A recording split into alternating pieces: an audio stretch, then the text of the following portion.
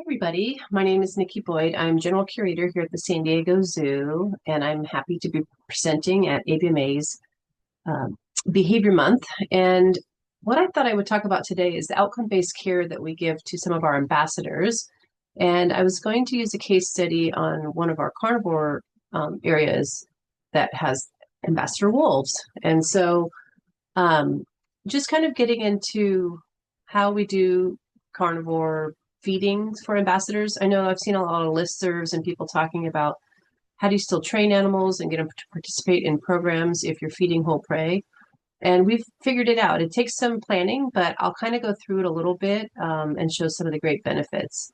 So one of the reasons that we started doing this was so that we could make sure that we were giving animals the opportunity to thrive. So imagine everybody out there is probably doing welfare assessments. If you're not at a zoo or an aquarium, you probably don't do them as often, or maybe you're doing them in a different way. But here at AZA zoos, we typically have annual requirement for welfare assessments for every area. And when we ask the questions, we're looking at the opportunities to thrive. And so there's 5 opportunities to thrive. And the one I'm going to focus on today is a strategically presented and well-balanced diet.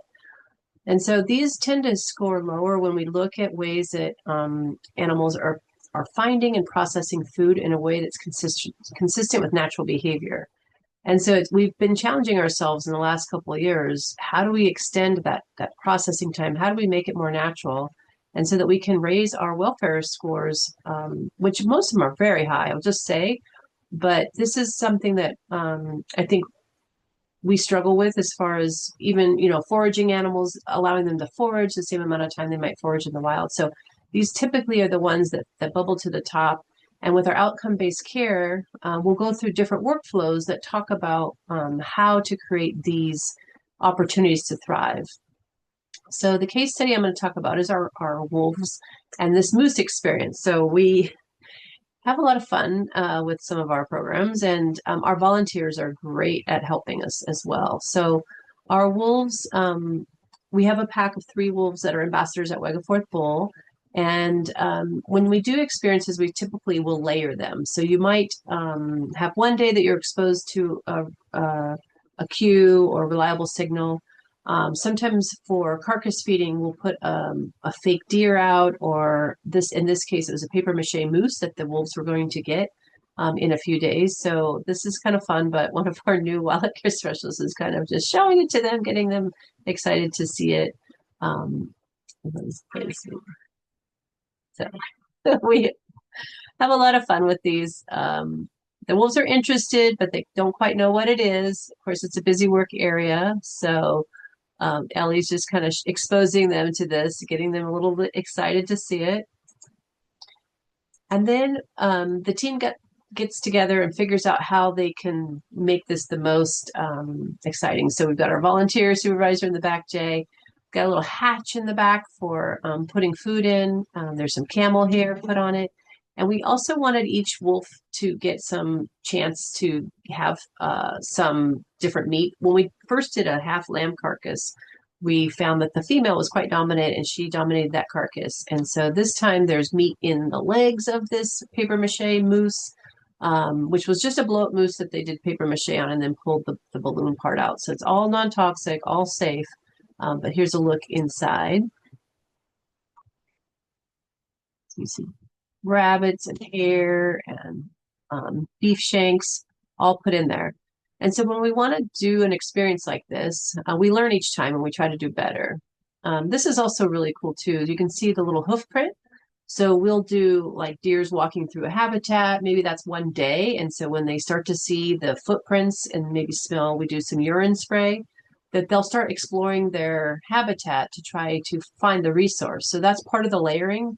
So sometimes we'll do, the footprints one day, and then, they see the moose the second day, and then the third day they might get that carcass. But we'll also pull back some of the food the day before. So we work very closely with our nutritionist on what's approved, and we kind of create a balanced week. So if we're going to do a wolf experience, where they're getting a carcass, we'll make sure that they're not needed for a program maybe the next day, or sometimes they're willing to work that next day. It just depends on the individual and how much they get. But they also often love coming out for their walks and for their programs. So sometimes you can still feed a carcass and work the next day, but you manage your expectations, and those are probably pretty low.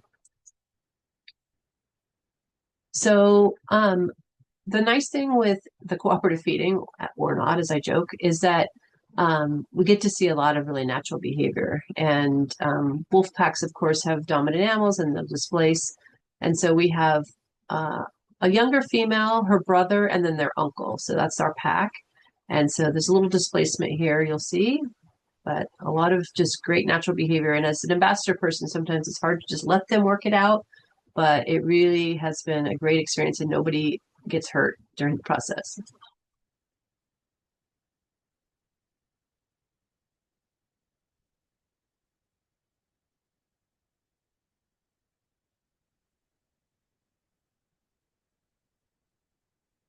So everyone gets a little bit, but as ambassador people, we can't help but not reinforce when they act appropriately. But that's a little bit of the carnage after the moose.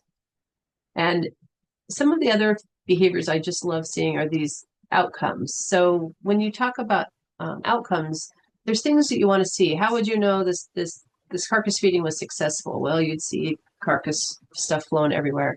You might even see, blood on the face or hair, depending on what you're feeding. And if you also see another behavior of caching, that could be another way that you know that the carcass feeding was successful. Let's say you do something overnight for a nocturnal animal. So this is a little caching behavior from the brother wolf.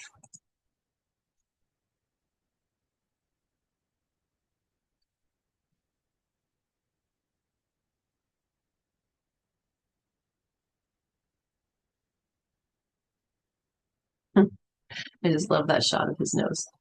So if you don't have cameras on at night, or maybe you give nocturnal animal a chance to carcass feed, you might not have got to see this behavior. But if you came in and you saw his nose was covered in dirt, then you might expect that that was an outcome of getting this whole prey, and that they had so much food they were able to cache some of it, which is a natural behavior. So this behaviors we do for a lot of different species. I'm happy to share if people are interested in learning more about our outcome-based care for carnivores. But I wanted to let people know it can be done with ambassadors. It can be done with animals on habitat. And you still can do training. You still can get them to shift. But you also can really improve the processing time and the natural behavior ability for those animals. One more time. I love the nose press too, like just innate behavior of how to cache. Nose goes in, push down. Reminds me of our prairie dogs making their burrows. So in conclusion, just know that, there are a lot of ways to get maximize the behavioral diversity and complexity in a habitat. It's not always about having a bigger space, it's making it complex. And there are some great resources. My boss, Greg Ficino, and our welfare managers, Jessica Sheftel and Luisa Radosevich, both all wrote a paper on this. And so please look that up if you have time. Here's the full reference for that. And it talks about that outcome-based husbandry shift from enrichment to experience, so that enrichment still feels so much like an item. And so when we talk about experiences, it's that life experience for the animals. And the more we share it, the more people are like, wow, I can't believe we haven't been doing this before. So it's very exciting, a new way to manage wildlife.